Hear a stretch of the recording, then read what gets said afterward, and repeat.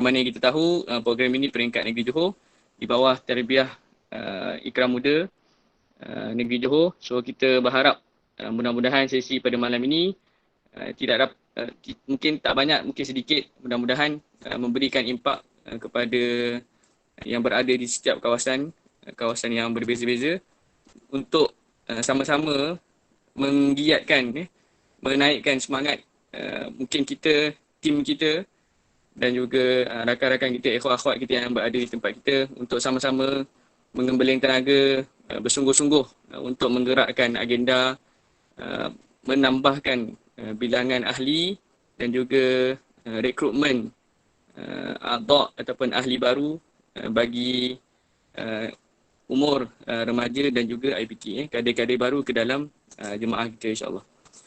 So wallah, untuk kita teruskan, Ana suka untuk memperkenalkan mungkin sedikit sebanyak panel pertama kita, Dr. Amir Putra merupakan pensyarah kanan di Universiti Teknologi Malaysia. Beliau merupakan kita boleh panggil insan yang telah bergelumang daripada degree, master dan juga PhD dan akhirnya menambah bakti di Universiti Teknologi Malaysia.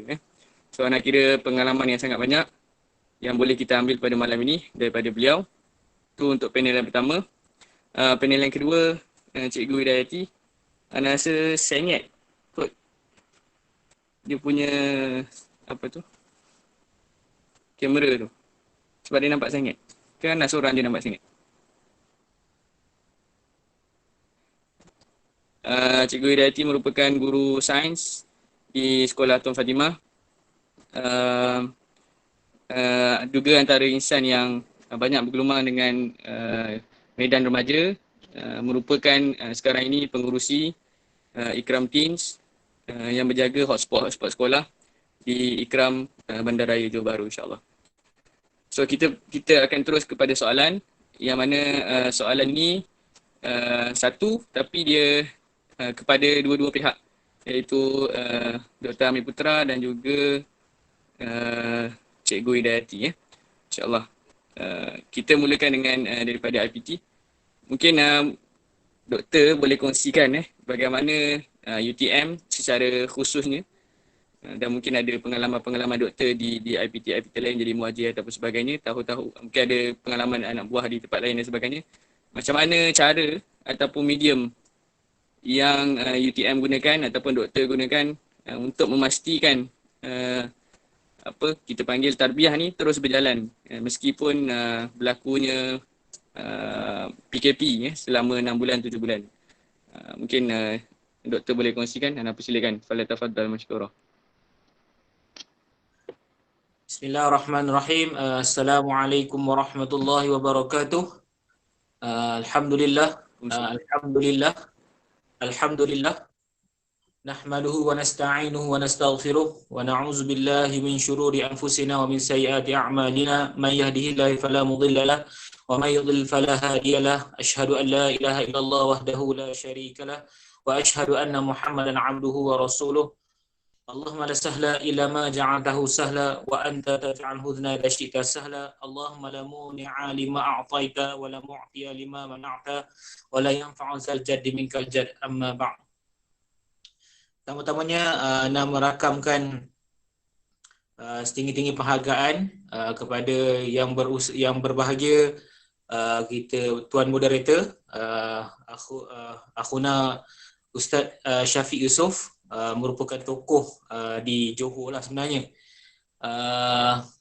Yang keduanya adalah kepada yang berusaha, iaitu panel yang kedua, Cikgu Ida. Okey, so seterusnya pada hadirin dan hadirat sekalian lah. So tak lupa juga pada pakcik-pakcik dan makcik-makcik, insan-insan yang telah lebih lama lebih mendahului kita dalam beramal menerobos kancah ataupun medan dakwah ni lebih awal. Mungkin pada hari ini apa yang saya nak sebut ni adalah mungkin tidaklah sebegitu mana hebat berbanding mereka-mereka yang telah mendahului dalam beramal yang sedang kita laksanakan ni lah insya-Allah. So kita perbaiki niat kita, kita perhalusi semula tindakan-tindakan kita, dan pada malam ni insya-Allah kita cuba manfaatkan beberapa perkara. Dan saya bersama dengan antum sekalian atau bersama dengan korang sekalian, bukanlah berarti saya hebat dalam semua benda, tapi insya-Allah apa yang saya tahu, apa yang saya pernah lalui, insya-Allah saya akan kongsikan. So dalam masa yang sama, again, saya suka nak highlightkan untuk kita pada malam ni, kita dalam satu platform Strike J. So kita nak strike insya-Allah. So dalam sama kita perbaiki niat, kita ingat semula apa tujuan kita pada malam ni. Dan pada malam ni sekali lagi saya suka seperti mana akhuna Ustaz Syafiq sebutkan tadi, berkenaan dengan kita kalau boleh malam ni adalah satu sesi yang kita boleh berinteraksi lah sebenarnya. Dan saya mengharapkan bila kita buat sesi forum ni, dia bukanlah bentuk kuliah, bukan kita nak kena bukan kita kena bahaskan satu-satu bidang ilmu tu secara terperinci. Mungkin salah satu aspeknya adalah para hadirin mungkin telah maklum beberapa aspek.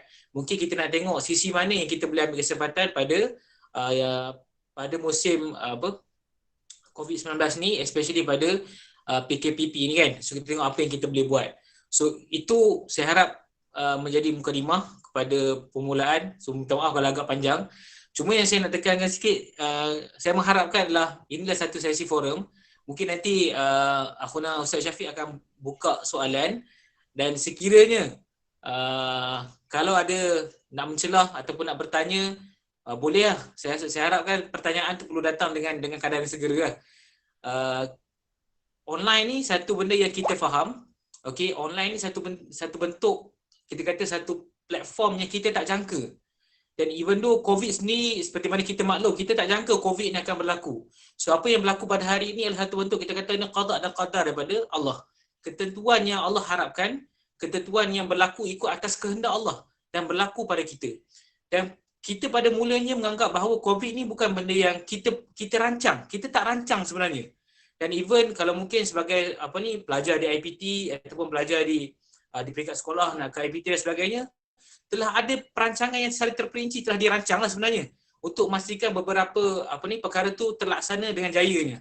Namun PKP ataupun COVID-19 telah mengubah kehidupan kita, saya boleh kata taklah secara total, tapi more than 80% berubah.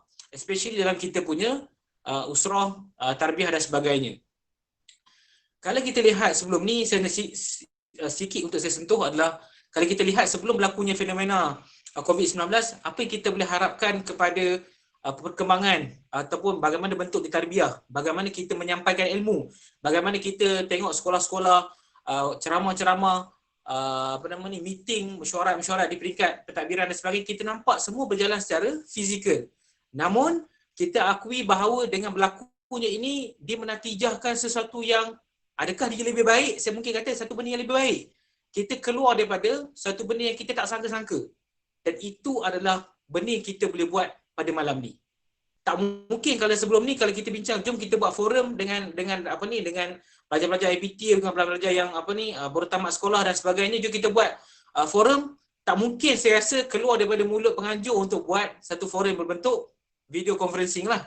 So pada malam ni kita buat dengan jayanya. Satu benda adalah yang kita boleh fikir pada malam ni adalah satu kesan yang kita adapt dan kita adopt untuk jadikan dia untuk mencapai apa yang kita kehendaki. So saya bermula dengan ini, apabila kita tahu apa benda yang kita nak, apa benda kita jelas, apa yang kita hasratkan, apabila kita memahami secara tepat bagaimana untuk mencapai satu perkara tu, now kita akan tengok apakah platform dan mediumnya. Sebagai contoh, okey, kalau kita tengok pada macam tadi saya dah sebut, tak mungkin usrah boleh berjalan secara fizikal. Okay, especially kalau tengok di permulaan fasa kita MCO, Movement Control Order, iaitu PKP yang pertama. Ketika itu PKP yang pertama, saya tak pasti keadaan di sekolah-sekolah lain, tapi kalau tengok suasana di UTM, mohon untuk saya fokuskan di UTM, IPT, di UTM, ketika itu exactly pada malam hari pengumuman yang berbahagia Perdana Menteri kita, Tan Sri Muhyiddin Yassin, ketika mana dia mengumumkan PKPP tu, malam tu saya sedang menyampaikan taujihat kepada salah satu usrah di UTM. Dan usrah tu ketika itu dia tak jadi macam ni dia tak jadi usrah sangat sebab masing-masing dalam student masing-masing dalam keadaan panik. Macam mana ni, nak kena balik kampung ke, macam mana kuliah kita tertangguh ke, macam mana kita kena darurat ke, macam mana, so banyak persoalan timbul. Sebab apa? Kita tak pernah facing keadaan tersebut. Okay, now saya terus zoom out. Now PKP bermula pada 18 Mac. So hari ini kita berada pada 31 Ogos 2020. So which is boleh kata almost 6 months, 6 bulan. Kita telah belajar banyak perkara dan kita telah adapt banyak benda. Okay, now it's not, kalau kita still macam benda yang sama, panik dan sebagainya, kita not on the right track memahami apa tujuan kita dan apa matlamat kita nak capai sebenarnya.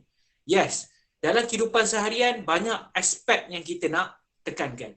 Banyak aspek kehidupan harian, mungkin sebagai seorang pelajar, apa yang menjadi dia punya, saya quote sikit lah perkataan Dr. Mazli, Dr. Mazli Malik, mantan Menteri Pendidikan, dalam buku dia, apa nama ni, Manhaj Hidup Muslim.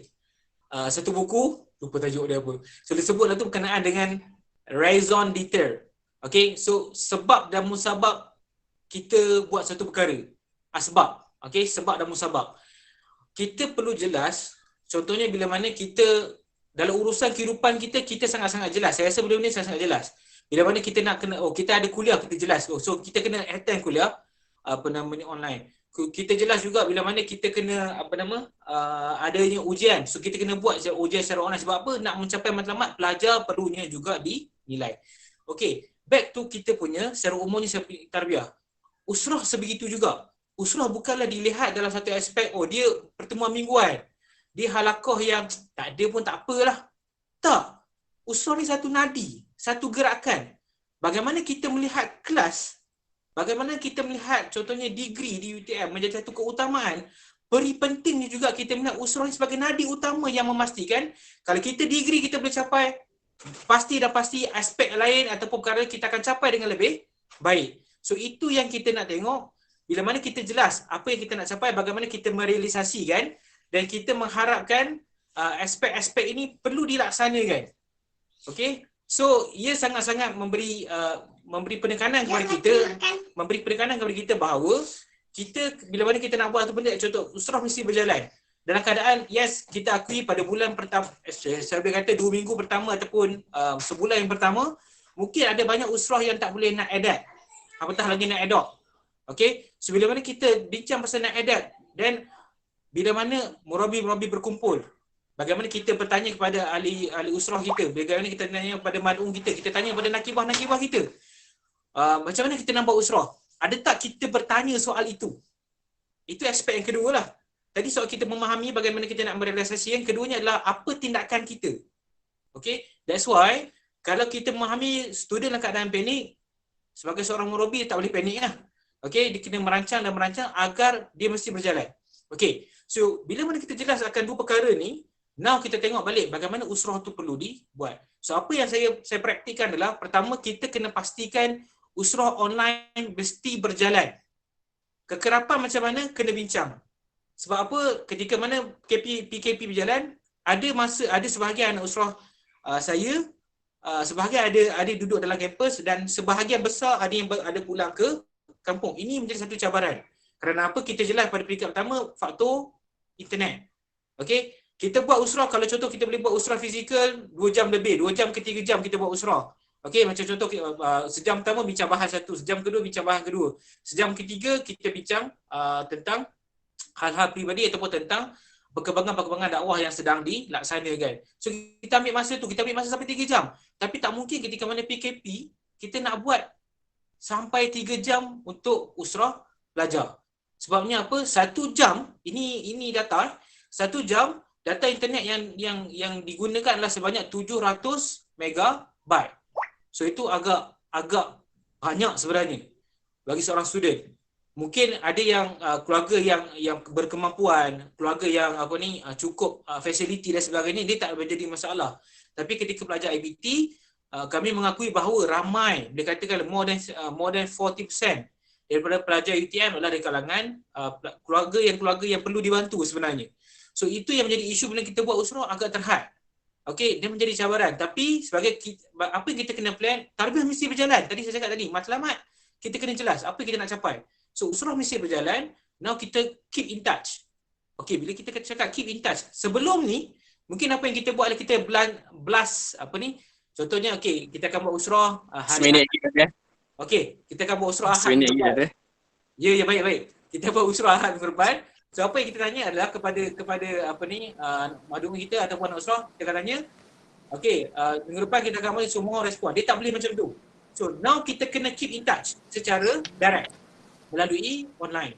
So saya mengharapkan kita kena jelas kat sini apa yang matlamat mesti digerakkan.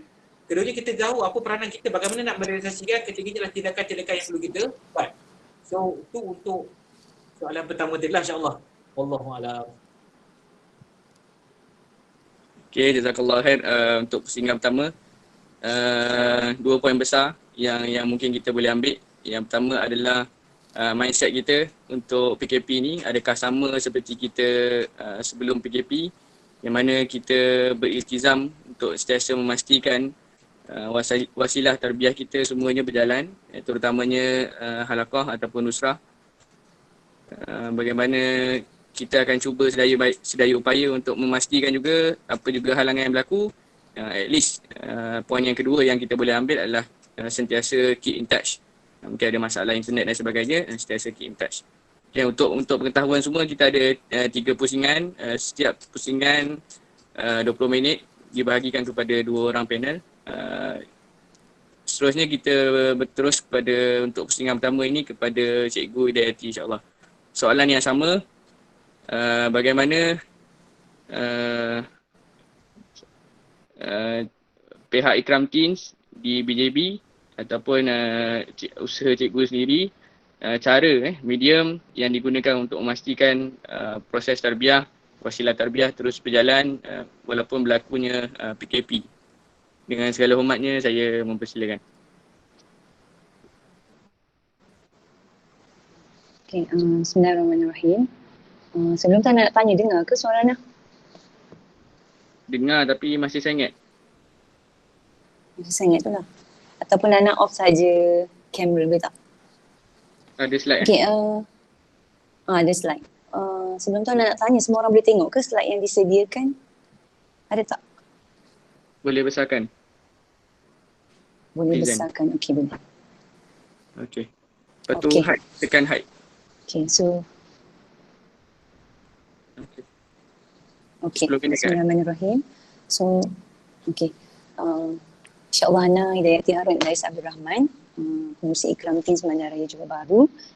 Ana nak mengalu-alukan dah kehadiran ikhwah akhwat semua, dan Ana merakamkan jutaan ucapan terima kasih lah kepada pihak urus setia, terutamanya pihak Ikram Muda dan juga Jawatan Kuasa Tarbiyah Modal Insan Johor, termasuklah tim Strike J yang sudi untuk menjemput tim remaja untuk bersama-sama berkongsi, lebih kepada perkongsian lah untuk malam ni. Ana bukanlah orang yang terbaik dan juga orang yang tepat lah untuk bercakap tentang remaja, tapi insyaAllah berdasarkan pengalaman bekerja bersama dengan tim, insyaAllah kami kongsikanlah apa perancangan, apa program-program yang telah kami laksanakan sepanjang PKP sehinggalah sekarang. Sebelum tu Ana suka untuk berkongsi lah. Ana lebih suka untuk mewawarkan bahawasanya alhamdulillah salah satu kekuatan remaja adalah bersama bergeraknya seiring antara ITBJB sebagai organisasi remaja dan juga penggerak hotspot lah. So suka untuk Ana katakan di sini, alhamdulillah kerjasama yang sangat erat, komitmen yang sangat padu daripada semua, terutamanya AJK ITBJB daripada penggerak hotspot. So alhamdulillah di samping mendapat sokongan yang padu lah daripada JKK, sokongan yang padu daripada Ikram Muda Johor itu sendiri, alhamdulillah kami dapat melaksanakanlah semua program yang dirancang walaupun dalam suasana PKP dan kita pun sekarang masih PKP. So di sini Ana sharekanlah organisasi untuk ITBJB. Kami ada 9 orang ahli pemenang lah, InsyaAllah, yang sama-sama menjadi tunjang utama untuk tim remaja. Kemudian Ana sharekan sedikit, sebelum tu Ana kena ceritakan lah Alhamdulillah tim kami ada 5 hotspot utama lah. InsyaAllah selain daripada program-program umum, program projek usrah sekolah ni merupakan salah satu projek yang memang ITBJB dan juga penggerak hotspot sedia laksanakan lah sebelum PKP lagi. So di sini Ana jelaskan, Ana suka untuk share environment penggerak kami, penggerak remaja termasuk termasuklah Ikram Teens Bandaraya Johor Bahru. So boleh tengok dekat ni lah, dekat screen. So basically kita ada 4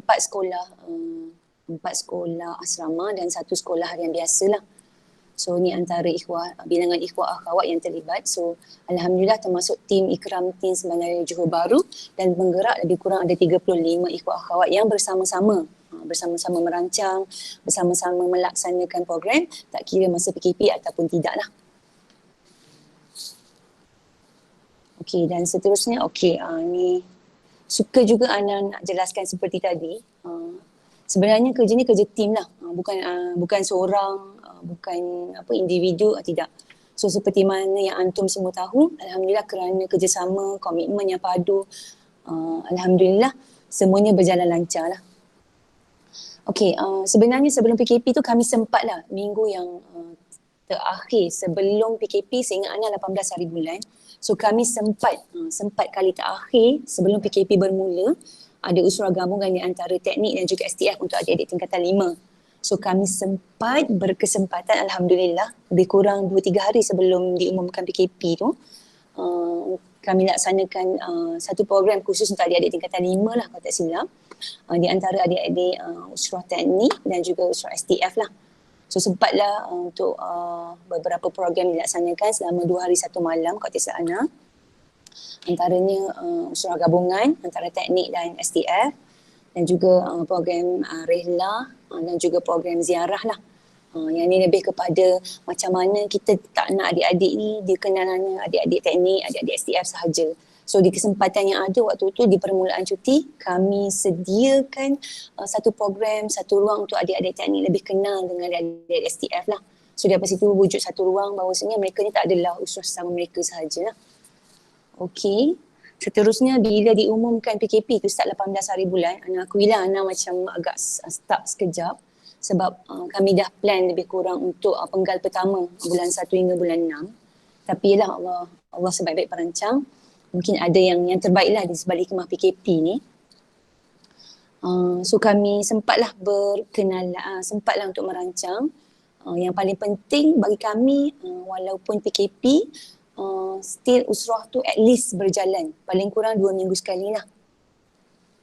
2 minggu sekali dan Alhamdulillah bila Ana dah wawarkan pada tim, Alhamdulillah lah ada di kalangan ikhwah akhwat yang menyahut dan Alhamdulillah ada di kalangan ikhwah akhwat yang memang paling kurang 1 jam atau 1 jam setengah diperuntukkan untuk sesi online dan juga lebih kurang seminggu sekali ataupun ada yang 2 minggu sekali lah.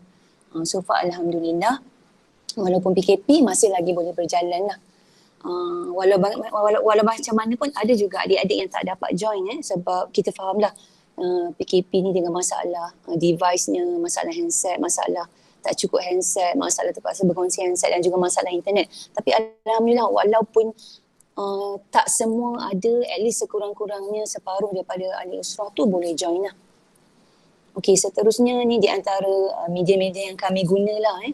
Selain daripada kami guna Meet, kami juga memang sedia maklum lah daripada awal-awal bila dah start awal tahun usrah tu, kami akan make sure Ana mencadangkan lah kalau boleh setiap ikhwah akhwat yang ada yang bawa usrah di setiap hotspot ada grup Telegram dengan adik-adik.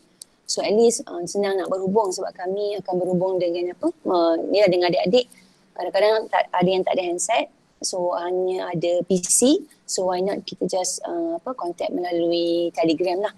Sebenarnya bukan just untuk contact melalui nak tahu ada usrah ke tak ada usrah ke, on tak usrah minggu tu ataupun tak, tapi Alhamdulillah hanya satu medium yang sangat bagus lah bagi Ana sebab walaupun kadang-kadang mungkin line tak dapat ke ataupun adik-adik tak sempat usrah waktu tu, tapi sekurang-kurangnya bila kita share bahan, bila kita share topik yang kita akan bincangkan untuk usrah pada waktu tu, Alhamdulillah adik-adik yang tak dapat join tu masih berkesempatan untuk join lah. Maksudnya still lagi boleh join walaupun tak secara secara fizikal tapi melalui Meet ataupun melalui Telegram lah. Okey, dan alhamdulillah juga melalui medium online ni juga, alhamdulillah Ana berjaya lah, Ana dan juga tim berjaya untuk mencungkil bakat-bakat adik-adik ni. Selain daripada, yalah maksudnya kita, selain daripada kita yang bagi perkongsian, alhamdulillah adik-adik pun berkesempatan, adik-adik pun ada peluang dan ruang untuk sama-sama share, sama-sama sama-sama untuk menunjukkan bakat masing-masing lah. So ni antara efek perkongsian usul melalui online, melalui Telegram. Macam ni adalah salah satu program yang dilaksanakan lah sepanjang PKP tu. Kebetulan masa ni waktu Ramadan, program poster digital. So ni kebetulan kami meraihkan adik-adik sempena Ramadan, remaja dan Ramadan. Masa tu untuk program remaja raikan Ramadan. So kita buat version digital. So adik-adik boleh kita bagi tugasan based on contohnya minggu pertama untuk Ramadan lebih kepada perkongsian tentang kewajipan berpuasa. So adik-adik cuba untuk hasilkan poster digital tapi dengan menyerapkan unsur-unsur Al-Quran dan terjemahan sekali lah. Okay, dan seterusnya selain daripada itu alhamdulillah ada ikhwah akhwat, ada ustaz lah, Ustaz Syafiq. Antara program yang dilaksanakan program Tadarus Live bersama dengan adik lepasan SPM waktu tu untuk adik Muhammad Fazli ni, tak silap mana dia cuti 2 tahun 2019. So alhamdulillah ni juga salah satu program yang melibatkan online juga, yang mana melibatkan tadarus secara online di IG bersama dengan Ustaz Syafiq dan juga Muhammad Fazli, adik Muhammad Fazli.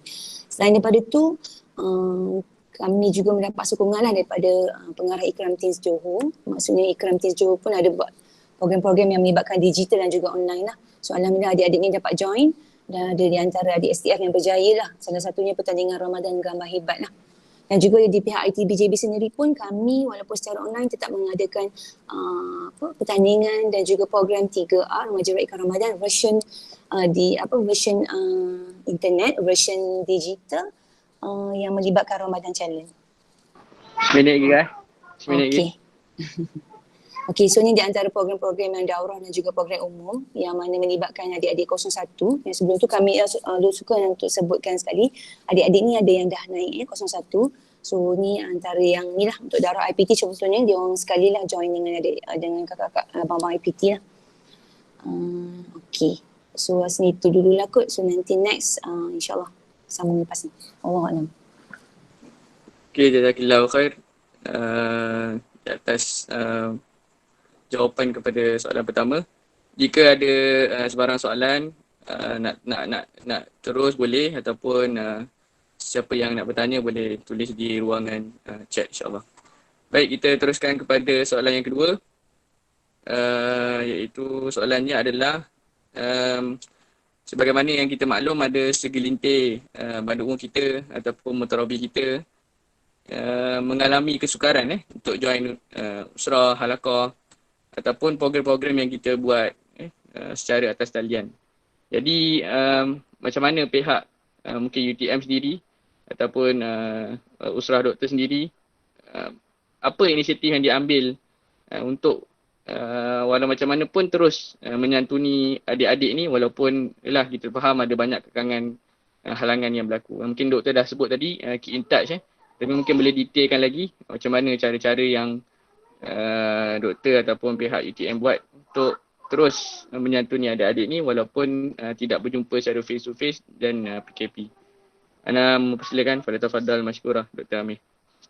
Okay, jazakallah khairan katsira kepada Ustaz Syafiq sebagai moderator. Right, so kita continue terus pada soalan tadi. So, pada awal tadi pun Ana telah menyebutkan berkenaan dengan ada halangan dari sudut pelajar, ada masalah mengalami data. Bila mana Cikgu Ida bercerita tentang pelajar-pelajar Ikram Teens dan sebagainya, so nampak semua pelajar berada di sekitar Johor, ataupun di sekitar Johor Bahru, dan itu sangat-sangatlah bagi kami di IPT itulah impian sebenarnya. Okey, sebaiknya pelajar ada di sekeliling ataupun ada berdekatan UTM ataupun ada di dalam UTM untuk lebih mudah kita melaksanakan banyak program. Dan ini salah satu kita katakan sebagai kekangan. Bila mana pelajar kita umumnya kita mengetahui pelajar BT datang dari seluruh pelosok dunia. Okey, tapi terlibat dengan usrah mungkin seluruh pelosok Semenanjung sahaja. Okey. So, bila mana terlibat dengan seluruh Semenanjung ni, dia menjadi satu faktor kekangan yang besar adalah untuk mengadakan pertemuan. Pertemuan ni kalau kita kata secara online sekalipun, kita kena memahami satu sudut bahawa tak semua tempat, tak semua kampung ada satu coverage yang okey. Walaupun dia ada device seperti Apple contohnya, dia ada iPhone, dia ada apa tahu yang latest yang baru semua iPhone kan. So kemungkinan dia ada those device, those updated technology in their hands. Okay, tetapi benda yang paling kita kena lihat bahawa tak semua tempat kampung ada coverage yang okey. Alright, so itu menjadi satu cabaran yang besar kepada para murabi untuk memastikan usrah itu berjalan. Dan untuk keep in touch, kita of course bila kita bincang pasal tarbiyah, dia bukan hanya sekadar hubungan secara fizikal. Dia bukan sekadar hello, awak kat mana, awak sihat ke? Dia bukan sekadar itu, tapi bahkan lebih daripada itu. Kita ada faktor pemikiran. Ada benda kita kena berikan kepada madu-madu kita ataupun kepada anak-anak usrah kita. Even pada kita yang ikut usrah sekali, kita memerlukan input. Okey. Kemudian apabila kita memerlukan input, bagaimana input itu memberi kesan kepada aspek tindakan-tindakan kita. Okey. So ini yang kita kena lihat bahawa kita kena memastikan bagaimana kita bukan sekadar pertemuan yang diutamakan, tapi bagaimana efektif keberkesanan pertemuan tersebut. Kalau kita duduk dalam datang usrah secara fizikal, contohnya usrah di UTM, kalau yang baru-baru je mungkin sejam, mungkin antara maghrib dan isyak, mungkin mengambil masa yang singkat. Dan itu satu pertemuan yang kita mengharapkan apa yang kedua, dia tadi sebut tentang keberkesanan, yang keduanya adalah tentang interaksi. Kita sangat mengharapkan interaksi. Saya tak tahu, saya mungkin bukan orang yang seperti bila mana datang ke usrah, dengar semata-mata, dengar buka tafsir ke, buka hadis ke, kita bahas ke apa ni, yang murabi membentangkan dan saya dengar saja. Saya bukan orang yang seperti itu.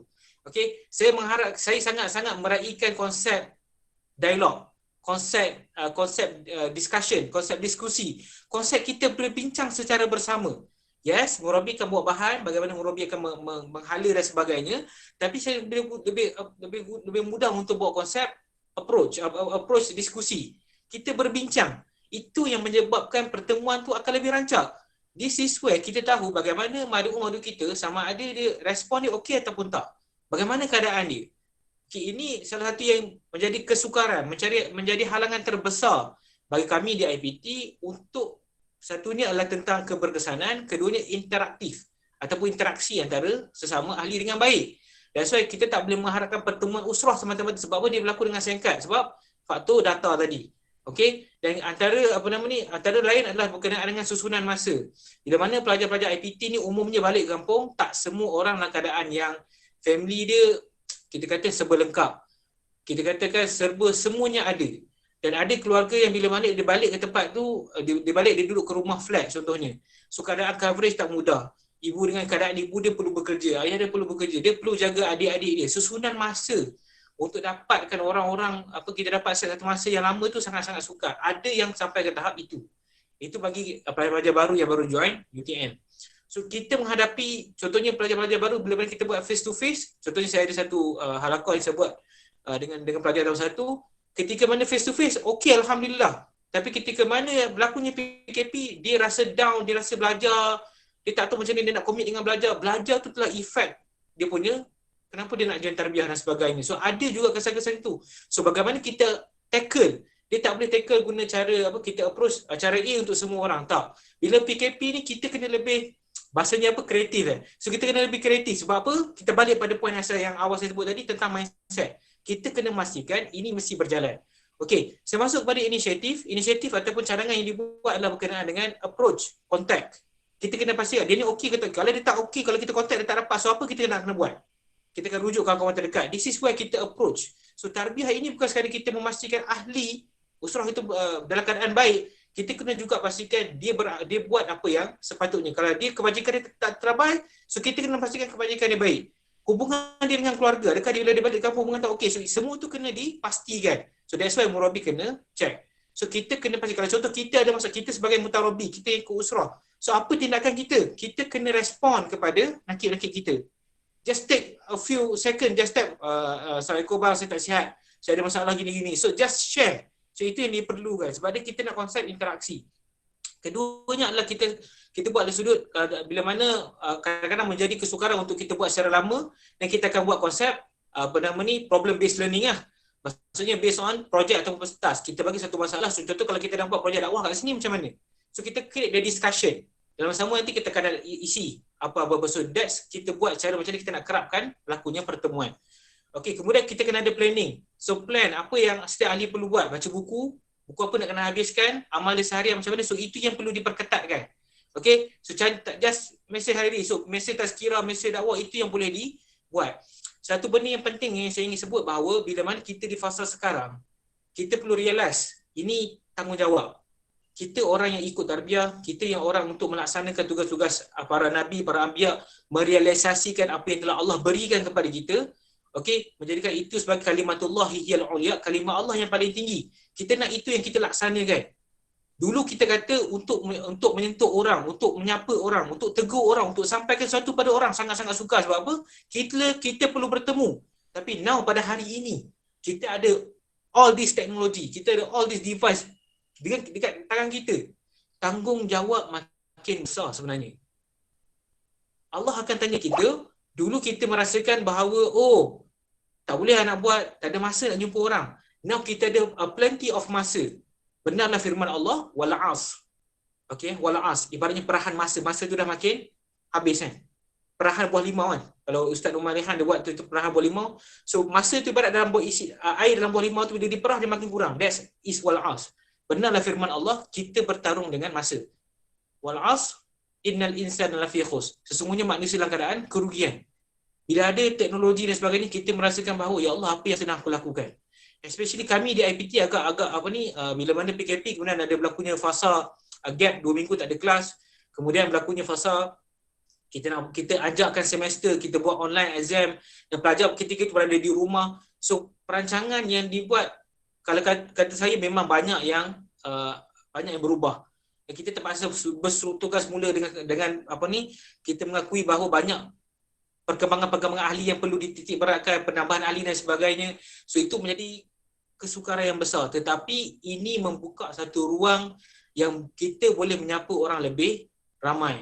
Okey, kalau dulu susah untuk nak buat video, sekarang dah ramai orang pandai buat video. Dah ramai orang jadi YouTuber ketika musim PKP ni.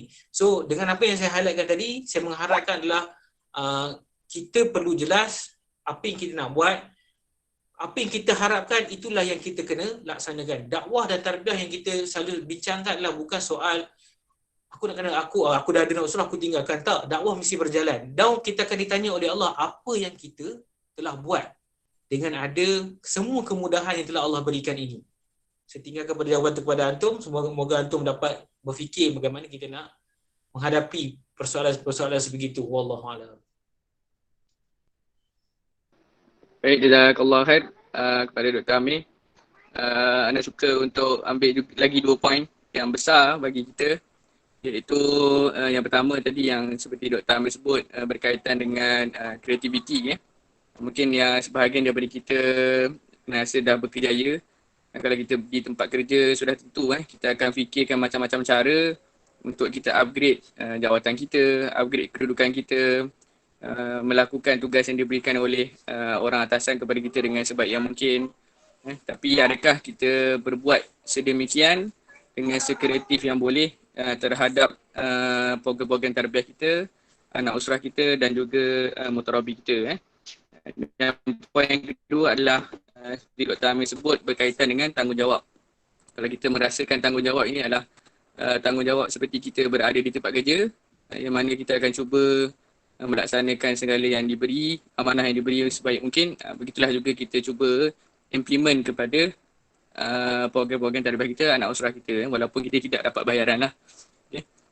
Tidak ada gaji dan sebagainya. Okey, seterusnya soalan yang sama kepada Cikgu Dayati, iaitu soalannya seperti yang saya telah ajukan, iaitu macam mana pihak Ikram Team sendiri ataupun pihak Cikgu Dayati sendiri terus inisiatif-inisiatif yang diambil macam mana untuk terus menyantuni adik-adik walaupun berlaku bermacam-macam kesukaran untuk adik-adik ni hadir, join usrah ataupun program secara atas talian. Mungkin Cikgu Dayati dah sebut sedikit tadi, adanya grup-grup Telegram, ada yang rekod dan sebagainya. Mungkin ada lagi secara detail yang boleh dikongsikan insyaAllah. Segala hormatnya saya mempersilakan. Okay, Ana sambung lah sebelum tu Ana setujulah dengan pandangan Dr. Amir tadi kan.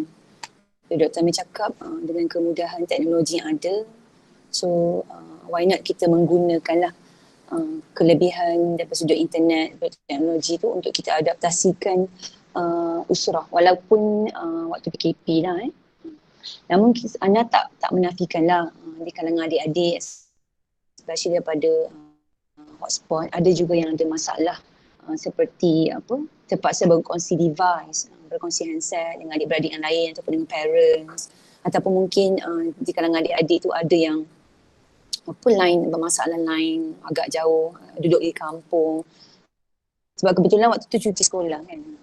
Dan ada juga di kalangan adik-adik yang memang di kalangan keluarga yang agak sederhana lah, maksudnya mungkin tak ada handset dan sebagainya lah. So kami pun consider lah tentang kekangan adik-adik tu, dan dalam masa yang sama kami cuba untuk ubah suai, tambah baik supaya adik-adik still boleh ikut program, adik-adik still boleh join usrah walaupun tak pada waktunya. Macam tadilah yang Ana mention previous tadi, Ana ada mention yang group Telegram, contohnya ada di kalangan ikhwah akhwat yang memang buat usrah tu yang melibatkan sharing bahan dekat grup Telegram.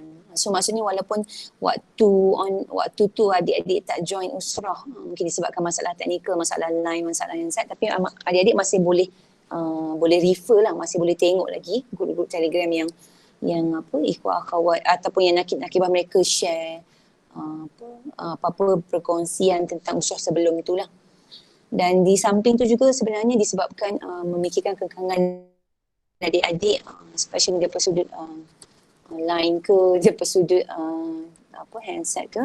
So kami datangkan jugalah, maksudnya mungkin kami faham lah ada di kalangan adik-adik yang tak boleh setiap minggu join program, join usrah. It's okay, kami datangkan dengan kelas online.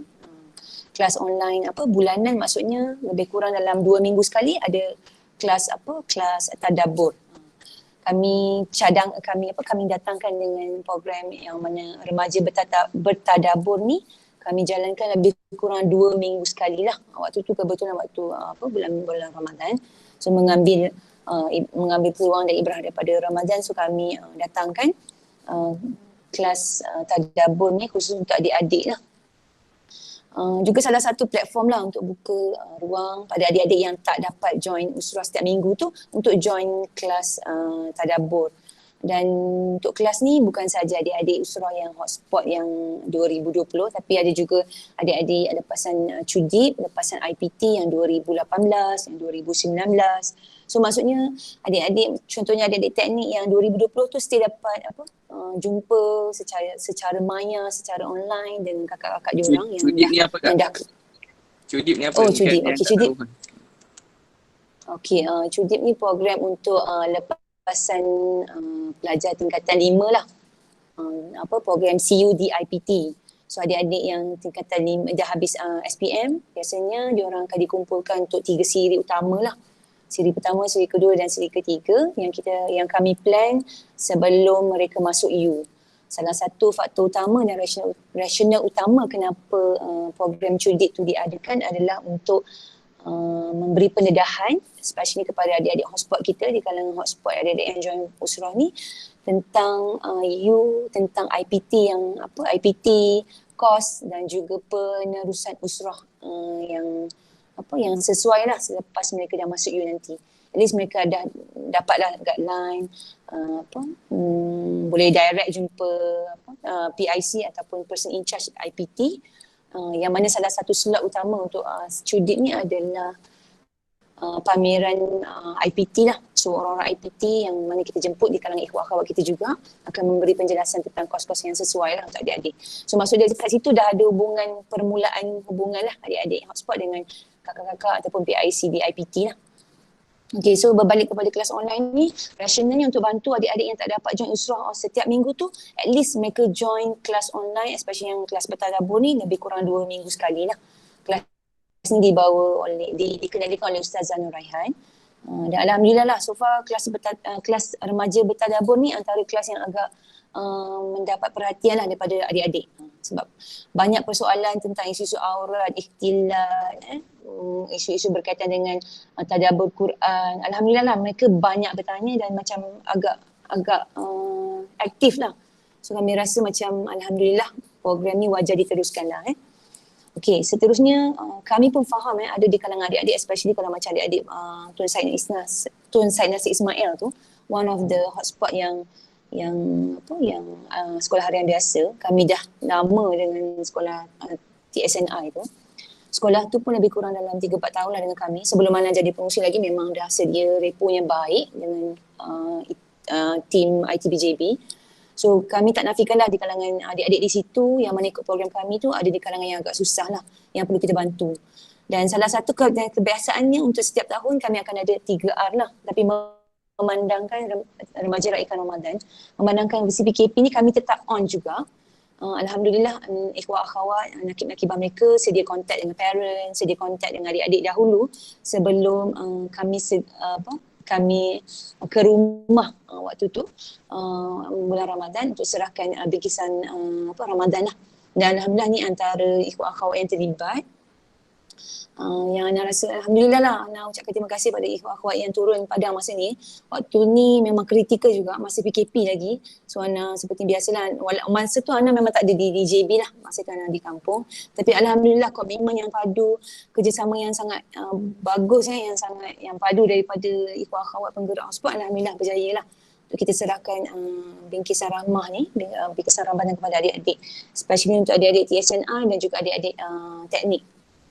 Okey, seterusnya juga ni juga merupakan salah satu cara kami menyantuni adik-adik walaupun adik-adik tu mungkin dah bekerja, adik-adik dah pun masuk IPT, tapi kami menggunakan ruang sewaktu mereka bersama dengan usrah bersama dengan ITBJB dan juga penggerak sebagai satu kesempatan lah. Walaupun mereka dah masuk IPT ke, dah kerja ke, kami still contact, kami still santuni mereka lah. InsyaAllah bukan saja mereka tapi keluarga jugalah. Dan salah satu yang terbaru dalam PKPP ni, salah seorang daripada lepasan alumni Cudip 18 kembar, mereka adik ni kembar lah, Sofia dan Soleha. Mereka terlibat dengan kemalangan sewaktu nak pulang daripada Segamat lah.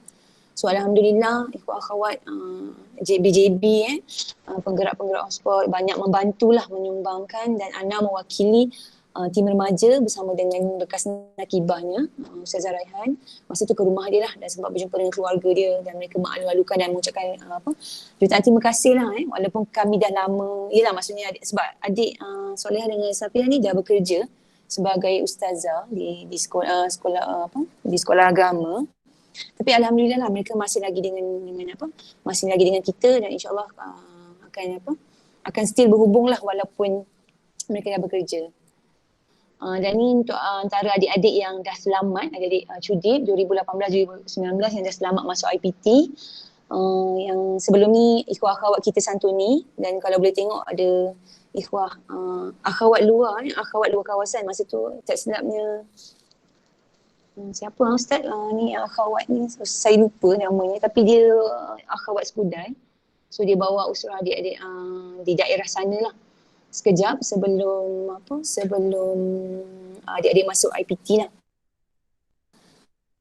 So far alhamdulillah adik-adik yang ikut program Cudip, maksudnya Cudip ni adalah adik-adik hotspot yang kita usrah bersama mereka. Form 5 dah habis SPM, mereka akan ada program 3 siri Cudip, lepas tu mereka akan dipasing lah ke IPT. itulah orang kuat Dr. Amir lah membantu bersama juga dengan JKK bahagian IPT lah, memudahkan urusan passing adik-adik ni ke IPT lah. At least walaupun mereka dah habis, bukanlah habis, maksudnya dah tak ada dengan tak ada lagi usaha dengan Ikram Teens, tapi alhamdulillah penerusan tu adalah di peringkat IPT. Dan ni juga last kali lah waktu PKPP, sempatlah Dr. Razi datang ke STF waktu tu adik-adik ni dengan Usrah. So mereka sempatlah bersama join bertanya dengan adik-adik program apa waktu tu So kebetulan masa tu adik-adik form 2 tinggal Usrah lah.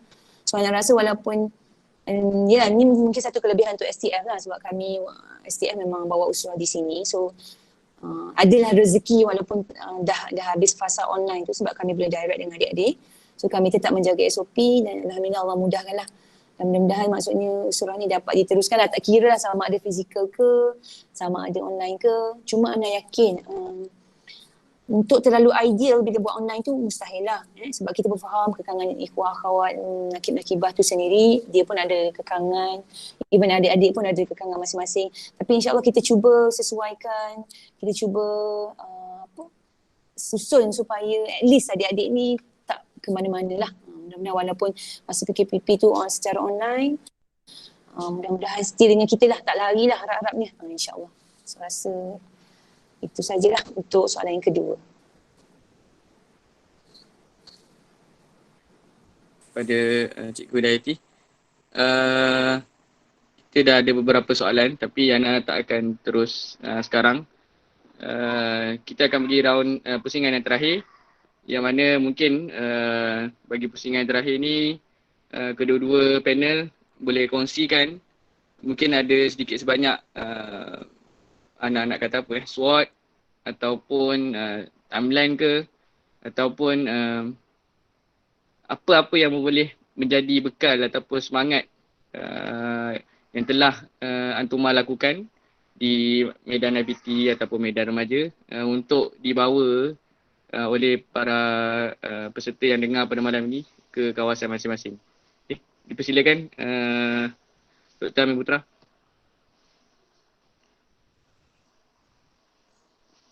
Okay, jazakallah khairan kathira Ustaz Syafiq. Okay, soalan ni bagi anak sukar untuk dijawab dalam keadaan yang kita baru melalui kali pertama Saya tak pastilah kalau antum dah melalui beberapa kali kan. Tapi anak melalui benda ni mungkin kali pertama lah situasi sebegini. Dan situasi sebenarnya pelajar IPT, ramai orang yang bekerja menyatakan bahawa pelajar-pelajar buat dakwah dan tarbiyah di kampus lebih mudah berbanding buat dakwah dan tarbiyah di luar kampus. Okey, itu anak yakin siapa yang mungkin sampai sehingga kini terlibat dengan IPT mungkin kedengaran timbulnya persoalan-persoalan sedemikian. Ana pernah menyatakan, ini pandangan peribadi Ana, sekali lagi disebut di pandangan peribadi Ana. Ana always argue, sekiranya kita katakan dakwah di IPT lebih mudah, sudah pasti kita mampu buktikan bahawa dakwah di IPT berjaya dan kita mampu untuk membina bukan setakat anak usrah, kita mampu untuk pastikan anak usrah kita dapat anak usrah dia. Which means kita dapat cucu usrah. That is salah satu bentuk kita kata keberjayaan dalam kita mengendalikan usrah. Dan itu satu bentuk cabaran besar sehingga ke hari ini. Nak kata anak berjaya, mungkin pernah ada situasi itu berlaku. Tapi adakah anak boleh copycat, maksud copy, duplicate benda itu berlaku? Dia tak semudah itu. Okey, begitu juga dengan anak yakin pengalaman ikhwan-akhwat melalui fasa-fasa sebegini, dia tak begitu mudah. Okey, balik pada soalan. Ana suka sentuh bila mana kita nak bincang berkenaan apa yang kita nak lakukan selepas ini. PKP mungkin akan PKP dan alhamdulillah dengan kes yang berkurang. Cuma tengok lately ni Kedah menjadi satu negeri Kedah banyak kluster timbul. Dan even semalam timbul kluster baru, iaitu kluster Telaga kan. So which means kita masih belum bebas. Dalam masa yang sama kita nak sebaik mungkin untuk berlakunya face to face. Alright. So di IPT kami telah berbincang awal, especially di unit Ana pegang IPT untuk beberapa dalam unit tertentu. So kami telah berbincang awal untuk bagaimana untuk sekiranya pada bulan 10 nanti pelajar IPT akan ada yang daftar baru dan ada yang akan ikut macam biasa. So adakah online sepenuhnya? Dan pada ketika itu kita ada buat plan A, plan B untuk pastikan plan A ni adalah fully online. So macam mana kita nak kendalikan dengan kemasukan pelajar baru. So apa tindakan kita, dakwah mesti berjalan. Okey, usrah yang kita ikut mesti berjalan. Itu satu. Plan B-nya apa? Okey, kita boleh tak buat blended. Maksudnya blended tu ada mungkin kalau kita tak boleh nak jumpa dengan patuh SOP dan tempat yang tertentu, maka apa kita nak kena buat? So mungkin kita blend. So minggu ni usrah secara online. So ni nextnya apa? Okey. Bila mana kita bincang berkenaan dengan usrah, satu perkara yang kita kena faham adalah usrah ni bukan halaqah yang kita jumpa minggu-minggu tu. Okey. Usrah dalamnya ada halaqah pertemuan mingguan, ada dalamnya ada pertemuan daurah, adanya mabit dan sebagainya. So banyak aktiviti walaupun kita namakan wasilah, tapi the whole thing is adalah usrah. So kalau ayat yang beliau sebut adalah tamatnya halaqah, contoh malam, katakanlah pada malam ni kita ada halaqah, tamatnya halaqah kita pada malam ni sehinggalah halaqah yang seterusnya. Itulah waktu tempohnya berlaku usrah. Okey. So itu yang menjadi titik faktor utama bila mana kita bincang pasal PKPP ni, banyak strategi, banyak perancangan, banyak try and error. Kita balik back to discussion awal tadi yang pernah saya sebut adalah tentang mind setting. Always kita kena fikirkan bagi aku nak cuba merealisasikan sebaik mungkin tarbiyah untuk diri aku, tarbiyah untuk mad'u aku sekiranya aku ada mad'u. Kalau aku tak ada mad'u, aku tak ada mutarabi, apa aku nak kena buat? Mungkin macam saya cakap highlight tadi, halangan sebelum ni adalah nak face to face. Now kita boleh create any platform sebenarnya. Any platform untuk menyampaikan sesuatu, untuk kita dapat mutarabi, untuk kita bina orang. Ibaratnya adalah contoh macam ni, saya sentuh sikit dan agak sensitif saya rasa apa yang saya nak sentuh ni. Tapi saya harap kita terbuka untuk perbincangan pada malam ni, insya-Allah. Contohnya seperti mana orang yang buat bisnes. Ramai sangat orang buat bisnes online, jual itu, jual ini dan sebagainya. Kalau kita tengok, ada yang mungkin di kalangan kita pelajar, ada di kalangan kita yang bekerja, ada di kalangan kita tengah struggle nak siapkan dia punya master dan PhD dia dan sebagainya lah. Kita ada banyak kekangan. Tetapi bila mana kita tengok orang yang buat bisnes, okey, bila mana dia hilang pekerjaan ataupun itu salah satunya mata pencarian dia, dia perlu dapatkan sumber kewangan bagi diri dia ataupun keluarga dia. So apa dia kena buat? Dia buat bisnes. So dia kena survive that business untuk pastikan dia boleh hidup. Ikhwah-akhwat sekalian, Ana ingin bertanya kepada antum, boleh tak sekiranya kita melalui fasa perang Badar, kita tahu detail perang Badar berlaku macam mana Boleh tak Nabi delaykan benda tu? Contohnya tak berlakulah perang Badar walaupun Nabi dah pergi ambush. Nabi dengan para sahabat keluar daripada Madinah nak pergi ambush Abu Sufyan. Kemudian Abu Sufyan pun dah dengar Rasulullah ambush, Abu Sufyan lari, kemudian Abu Sufyan hantar perutusan sampai ke Abu Jahal. Abu Jahal hantar bala tentera lebih kurang 1,000 orang untuk attack tentera Nabi Muhammad SAW. Boleh tak Nabi delay? Agak-agak boleh tak Nabi delay? Sebab kalau kita melihat bisnes sebagai salah satu survival, kerjaya kita sebagai satu survival, seperti itu juga dengan dakwah dan tarbiyah. Dia adalah satu survival yang kita kena pastikan benda tu mesti berjalan. Dia mesti mencapai matlamat yang sebaiknya. Dan itulah yang menjadi benak fikiran kita bahawa itu membentuk pemikiran. Bagaimana Rasulullah cuba pastikan setiap fasa itu berjalan dengan sebaik mungkin, sebegitu jugalah kita yang ikut usrah. Okey, andai kata di sana mungkin usrah itu tak menjadi, bagi diri kita usrah tu mungkin pertemuan biasa untuk mendapatkan ilmu. Dan mungkin itu yang kita kena bincangkan maybe dengan Jawatankuasa Tarbiyah Kawasan. Kalau siapa yang berada di IPT mungkin boleh discusskan untuk anda sampai kepada orang yang in charge dan sebagainya. Kita kena pastikan usrah adalah nadi. Usrah adalah pergerakan. Usrah itu berkembang. Usrah itu bertindak membentuk jiwa-jiwa kita. That is why kita nampak dia bukan sekadar kita dapatkan ilmu, tapi bagaimana kita nak praktikkan dia. Yes, mungkin kalau usrah di peringkat awalan lain caranya. Ketika mana di pertengahan lain caranya. That is kita katakan saya dapat kasih ini sebagai satu bentuk timeline. Saya minta maaf mungkin saya tak dapat bagi bentuk aktiviti-aktivitinya, tapi ini bentuk perkara yang pemikiran yang kita kena tanamkan. Aspek yang jelas kita kena letakkan bahawa kalau di ketika PKP bisnes menjadi keutamaan, apatah lagi tarbiyah. Bukanlah kita kesampingkan dia, tak apalah. Kalau dalam bisnes kita boleh buat banyak cara guna online. Boleh buat kelas 5 minit, boleh buat kelas 3 minit. Kita juga sebelum ni ada dengan kuliah 3 minit, kuliah 7 minit, buatlah secara online. Share dengan rakan-rakan. Contohnya lah. Okay, mungkin ada target baru, kita boleh share dengan dia apa. So, banyak sebenarnya.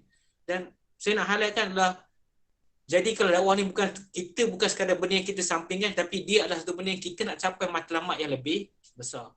Dan kita adalah batu-bata yang ingin memastikan binaan-binaan kita menjadi, binaan-binaan kita akan buat apa yang kita buat. Kita akan mati. Dan kita tak takkan tahu bila timeline kita mati, dan kita tak tahu alamat terakhir kita kat mana. Mungkin orang cakap, okay, Ana dah ada rumah, so alamat Ana terakhir kat sini. Tak. Alamat terakhir kita mungkin di kubur-kubur nanti. Dan kita nak pastikan sebelum kita mati tu ada peninggalan-peninggalan dan mereka meneruskan apa yang Rasulullah SAW buat. Dan kita sekali lagi bentuk timeline yang difikirkan adalah ketika PKP ni kita pastikan dia bukan dakwah tak boleh dikesampingkan, tarbiyah tak boleh dikesampingkan.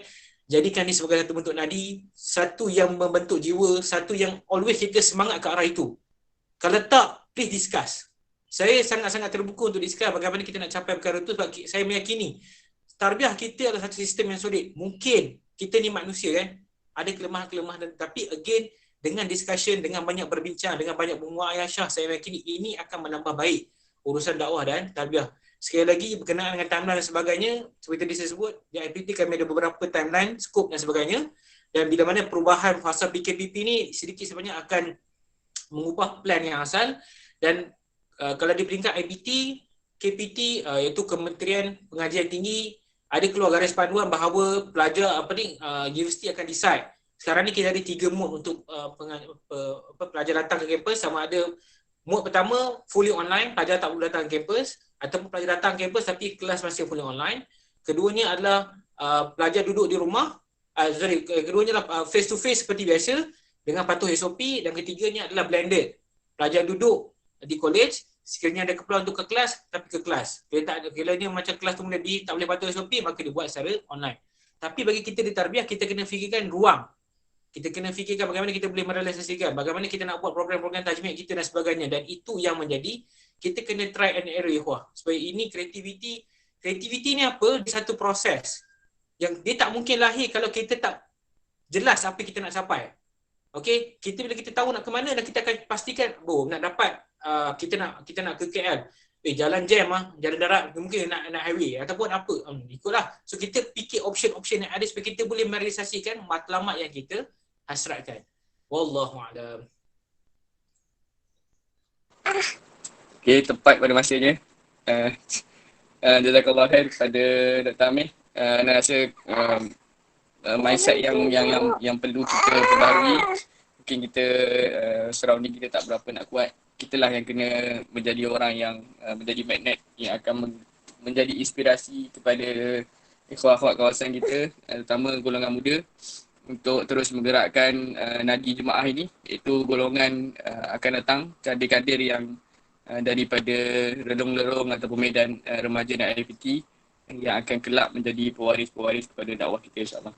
So Ana tanpa masa Ana teruskan kepada Cikgu Hidayati untuk bahagian remaja dengan soalan yang sama. Silakan.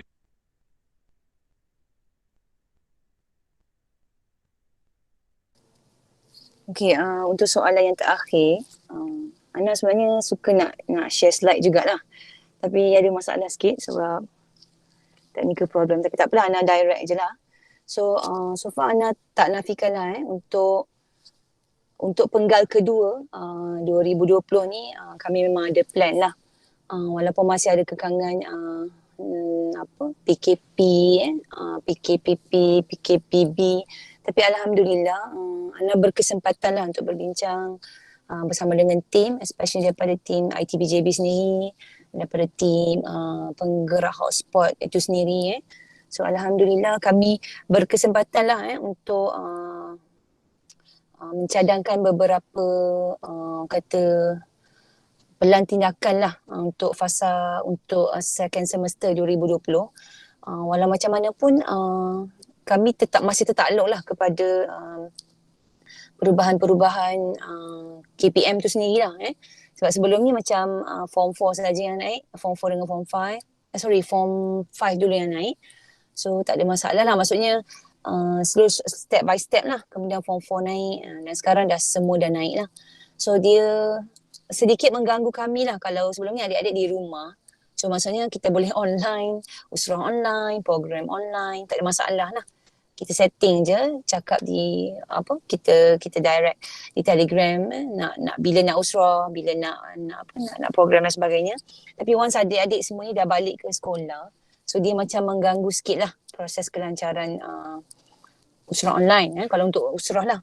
So kami kena datangkan dengan cadangan yang lain lah, especially untuk sekolah-sekolah asrama, sebab adik-adik ni tak ada device. Maksudnya adik-adik tak boleh bawa handset, tak boleh bawa maksudnya handset, phone dan sebagainya lah.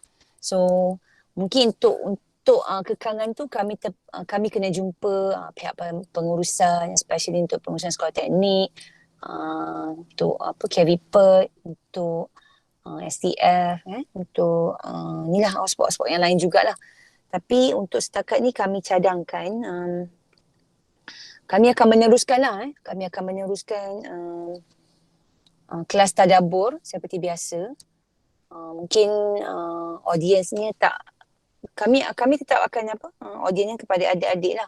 Cuma di peringkat adik-adik tu kami perlu urus dengan baik lah. Mungkin satu yang boleh dibuat adalah sebab alhamdulillah kebanyakan ada di kalangan ikhwan akhwat kita yang penggerak ni adalah cikgu-cikgu di sekolah hotspot tu.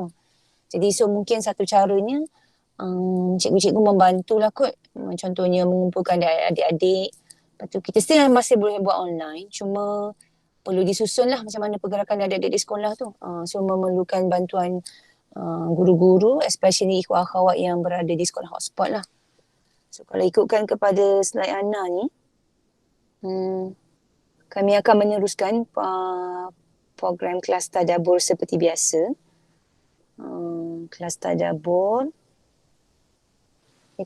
seperti biasa, dan juga kelas cadangannya untuk kelas tadabbur tu 2 minggu sekali lah, seperti mana yang kami buat waktu Ramadan dan juga masa BKP tu.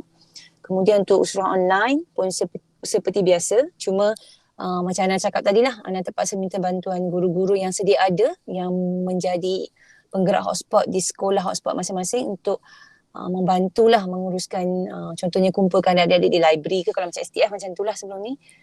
So lepas tu kita online ataupun kita direct guna Meet ataupun Zoom dan sebagainya lah. Itu salah satu cara lah. Itu satu yang kami sedang usahakan lah untuk di hotspot yang lain. Sebab untuk di hotspot yang lain tu kami belum lagi macam mana belum direct ni dengan pihak pentadbir lah. Sebab kita pun faham sekolah ni tak boleh masuk. Even kalau sekolah asrama ni parents tak boleh datang, orang luar tak boleh datang. So agak satu menjadi masalah lah untuk ikhwan akhwat kita buat usrah secara fizikal lah. So nak dengan tak nak memang kena usaha juga susun tambah baik macam mana cara usrah online bila adik-adik dah balik ke sekolah hotspot lah. Dan yang kedua kami cadangkan, kalau tadi kelas tadabbur, yang kedua ni kami cadangkan juga kelas tajwid. Kalau tadi kelas tadabbur ustazah akhwat kita yang uruskan. So untuk lebih adil dan fair and square, Ana mencadangkan bersama dengan tim lah. Kelas tajwid ni diuruskan oleh ustaz lah. Ada ustaz yang kami dah memang pilih lah. So lebih maksudnya lebih tersusun lah bila adik-adik ni ada kelas tadabbur, kelas tajwid. So at least kalau tak dapat join usrah online pun still dia boleh ada pilihan untuk join kelas tadabbur ataupun kelas tajwid lah. Juga menggunakan media yang sama. Untuk setakat ni kami menggunakan media online lah. So mungkin ini perancangan untuk untuk 6 bulan yang kedua ni. So mungkin kami kena rakam dulu ke, ataupun kami kami boleh secara direct online, tapi kena kumpulkan adik-adik lah. Sebab adik-adik masalahnya bila dah kat sekolah ni susah kita nak contact. Sebab kalau kat rumah lebih mudah. Once dah balik rumah ni dia dah dengan cikgu dia, lepas tu dia pun tak ada handset, dia tak ada device. Macam kami di STF ni mungkin ada iPad lah sebagai bahan bantu mengajar, tapi untuk hujung minggu bila kami nak on usrah pun agak susah juga. So kena masih dalam proses try and succeed lah. So dia ni antara cadangannya lah. Dan sebenarnya untuk program-program ni sebenarnya bukan tertakluk untuk adik-adik RA saja. Tapi juga untuk adik-adik 01 lah. Sebab Alhamdulillah untuk remaja kami juga ada adik-adik yang telah pun sedia naik 01 lah. So sebenarnya ini nampak memang macam sangat ideal lah. Bagi Ana pun macam susah nak buat. Kami rancang dulu plan. So next tindakan kalau ada rezeki jumpa pihak pentadbir datangkan dengan proposal yang versi PKP lah. Juga menggunakan media online. Dan mudah-mudahan walaupun adik-adik dah balik sekolah, walaupun tak boleh usrah secara fizikal, program secara fizikal, tapi Ana menaruh harapan yang sangat tinggi dengan diberi kemudahan, peluang adanya ikhwah akhwat penggerak hotspot yang sangat komitmen, sangat berkomitmen, sangat committed, sangat bersusah payah untuk adik-adik mereka, nakibah ni. So Ana rasa itu satu kekuatan yang ada pada tim lah yang boleh Ana gunakan, yang boleh Ana terima untuk Ana proceed kepada usrah online, tapi version adik-adik dah balik sekolah lah melalui 3 program utama tadi, usrah online, kelas tadabbur dan juga kelas tajwid lah. Selain daripada adik-adik 01, mereka sedia kena join untuk daurah seperti biasalah bersama dengan, ada juga daurah yang bersama dengan IPT kan. So setakat ni itulah antara perancangan untuk suku kedua ni. Wallahualam, Ana mengharapkan moga Allah mudahkan. Perancangan tu dah ada. Walaupun nampak idea, tapi Ana mengharapkan dengan kelebihan yang Ana ada bersama dengan tim, Allah mudahkan. Dan mudah-mudahan pihak pentadbir untuk setiap sekolah hotspot juga memberi kerjasama yang baik dan mudah-mudahan semuanya dapat dilaksanakan dengan cara baik lah. Wallahualam. Itu saja. Terima kasih. Okay, jazakillah khair pada Cikgu Hidayati di atas jawapan kepada soalan yang terakhir tadi.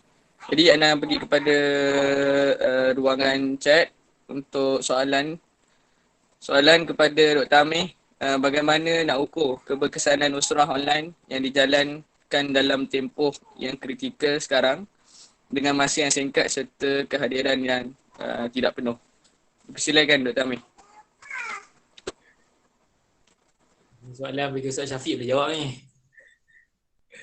Okey, berkenaan dengan keberkesanan satu isu, even kalau kita buat face to face pun, macam mana kita nak ukur keberkesanan? So always kalau kita bincang tentang keberkesanan ni, Ana selalu tengok berkenaan dengan efektif dengan ataupun efisien lah. Bila mana kita, contohnya kita pergi yang pertama kita nak satu benda kita buat tu efisien. So maksudnya ada perancangan yang tepat, bukan sekadar merancang apa program ataupun nak buat halaqah hujung minggu ni, kita akan buat halaqah. Kemudian nak sampaikan bahan tafsir Al-Fatihah contohnya. Now lepas tu apa? Tak apa, nanti kita baca tafsir, kita muntahkan je. So kita muntah, apa yang kita muntah, nak usrah kita pun telan. Adakah itu keberkesanan yang dimaksudkan? Tapi dia efisien, maksudnya kita buat, dia follow apa yang sepatutnya. That is why benda ni menjadi satu, bagi Ana, orang yang dah biasa menjadi murabi, dan mungkin macam Ana rasa Ana banyak mengalami kegagalan ketika mana Ana waktu student buat usrah dan sebagainya, kita belajar. Dan satu benda yang again, Ana minta maaf lah, mungkin malam ni Ana agak philosophical sikit sebut tentang mindset dan sebagainya. Kenapa Ana sebut benda tu? Perkara itu menjelaskan banyak benda. Dulu Ana tak realize. Dulu Ana more kepada macam mana macam mana nak buat, macam mana.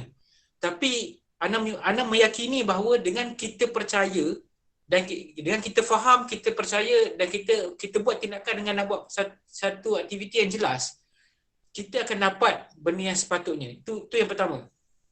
Yang keduanya adalah bila mana kita bincang pasal keberkesanan, macam tadi nak sebut, satu efektif, do things right. Do things right. Betul ke? Do things right. Dan efektif adalah do right things. Kan terbalik. Rasa betul tu? Okey, so kita nak adalah keadaan efektif. Ya, kita menghadapi masalah sekarang ni adalah satu yang kritikal. Sebelum kita bincang persoalan online sekarang, Ana nak zoom sikit bagaimana kita menanggapi usrah yang kita ikut. Dia banyak faktor tentang keberkesanan. Satunya adalah bagi kita yang bawa usrah.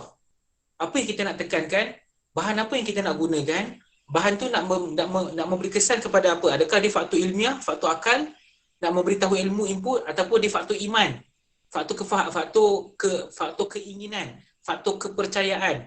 Contohnya boleh saja kita dapat satu ilmu, kita katakan okey, ilmu tu adalah bila mana kita apa nak sebut contoh, bila mana kita satu pasu bunga kita isi banyak air, banyak sangat air. So kita kata nanti pokok tu akan makin berkembang dengan cepat. Contoh dia makin sihat. Teori tu betul ke satu hal? Dan kalau orang tu dia kata okey, dia hanya satu ilmu, dia mungkin tak buat. Tapi kalau dia ada pokok, okey, dia ada pokok tu dan dia lepas tu dia sedang nak mengusahakan satu tanaman, sudah pasti aku percaya benda ni boleh berkesan sebab dia sedang nak mengaplikasikan. Sebagai seorang murabi, dia kena pastikan anak usaha dia bukan sekadar tahu ilmu tu. Dia kena pastikan anak usaha dia juga sedang buat benda tu supaya bila apa yang murabi sampaikan, anak usaha dia boleh praktikkan. Sebab apa? Ilmu ni takkan jadi satu benda yang kita kehendaki, satu keinginan yang kita nak laksanakan. Dia bentuk keinginan, dia bentuk emosi, dia bentuk kehendak. Dia takkan jadi bentuk kehendak, dia takkan jadi bentuk keimanan. Sehinggalah ilmu yang diberikan tadi, apa yang dia kata dia tahu tu, memberi kesan bahawa aku percaya benda ni boleh dibuat dan aku nak kena buat. Bila mana aku nak kena buat, aku percaya itulah jalan terbaik untuk aku buat, maka dia akan buat benda tu. Dan perbuatan buat itulah amal ataupun kita sebut sebagai takwa. Itulah tindakan dia. Daripada ilmu, bentuk keinginan sebab dia percaya dan dia buat. Itu bentuk amal-amal dia. Okey. So sebagai seorang, kita bincang keberkesanan berkenaan dengan waktu yang kritikal. Dua aspek, satu murabi dan mutarabi. Pertamanya murabi perlu merancang sebaik mungkin. Dan mungkin mutarabi tak tahu apa yang murabi rancangkan, itu satu hal lah. Okey. Dan keduanya, kita ada letak kita sebagai mutarabi, kita seorang sebagai mutarabi. Macam mana kita nak pastikan usrah yang kita ikut tu dia bukan usrah yang boring. Dia bukan halaqah yang sekadar berjumpa. Of course kita kena participate. Of course kita kena banyak rasional, banyak berbincang, banyak bertanya itu dan ini. Okey. Dengan kita banyak respon, dengan kita banyak berinteraksi, dengan banyak kita cuba sampai, that is why macam mana murabi mengukur keberkesanan apa yang nak disampaikan. Of course bila kita bincang pasal keberkesanan, murabi ada objektif setiap halaqah yang nak berjumpa. So pada malam ni contohnya, kita mungkin seawal permulaan halaqah, bagaimana murabi cuba set kompas. Pada hari ni kita nak buat apa, kita ada banyak elemen-elemen yang nak ditekankan. Dan isu usrah akan mati bila mana dia jadi hanya seperti mana ceramah. Halaqah akan mati seperti mana ceramah. Sampaikan knowledge, sampai ke bahan tafsir dan sebagainya, tapi tak ada bentuk keimanan yang timbul. Tak ada bentuk tindakan yang dibuat. Dan isu kita nak sampai ke tahap maklum-maklum kita dapat buat tindakan. At least mudah di masa PKP ni dengan mengambil tindakan seperti, boleh tak anak usaha yang baru join, Dr. Ang sebagainya, boleh tak share satu hadis? Boleh tak awak buat kongsikan satu perkara yang lebih baik kan? So itu yang kita nak lihat tentang keberkesanan. Secara aspek mudah. Bagi orang yang dah buat usrah, kaedah dia lain lah. Ini lain. So memberi penekanan kepada satu benda yang tepat akan menyelesaikan masalah-masalah yang lebih tepat. So faktor keberkesanan, sekali lagi, anda mengharap anda suka lihat pada dua aspek. Sekali kita sebagai seorang murabi, rancang sebaik mungkin. Anda aku beri bahan, aku buat tafsir Al-Fatihah contohnya, so apa yang nak ditekankan? Bila memberi penekanan pada bahan ni, dia nak memberi penekanan pada apa sebenarnya? So kita dah kena mula mendetailkan. Tapi saya tak tahu, saya sebagai murabi tak tahu nak buat macam mana. Yes, this is the platform, the right time untuk kita bincang dengan ikhwah-akhwat kita yang mahir pasal benda tu. Contohnya Ustaz Syafiq, faqih dalam bidang Al-Quran dan sebagainya. So kita ambil kesempatan. Ana bukanlah orang yang background agama, tapi ana adalah orang, ana boleh kata ana technical things, ana insya-Allah ana okey kot sebab ana rasa ana more pada structured way lah. Tapi the details of the content, ana rasa ana akan refer Ustaz Syafiq dan sebagainya. So this is kepakaran ketokohan yang kita ada. So mengharapkan kita gunakan sebaik mungkin menjadi memastikan untuk mencapai yang tadi tu keberkesanan. Wallahu a'lam. Okey, jazakallah khair pada Dr. Amir. Kita Cikgu Ida nak tambah ke untuk soalan ini? Kalau tak ada, kita ke soalan yang kedua. Ada Cikgu Ida? Tak ada kot Ustaz. Okay, soalan yang kedua, ada cadangan ke daripada remaja ataupun UTM untuk menggariskan, untuk membuat satu modul yang dapat mungkin menggariskan langkah-langkah dakwah Fadiyah ataupun macam mana nak mendekati nak buat dakwah remaja dan IPT dengan lebih detail dalam bentuk dokumentasi supaya kawasan-kawasan lain dapat mengambil manfaat daripada apa yang telah dilalui oleh Ikram Tim BJB dan juga UTM. Ana persilakan Cikgu Hidayati mungkin untuk menjawab dulu.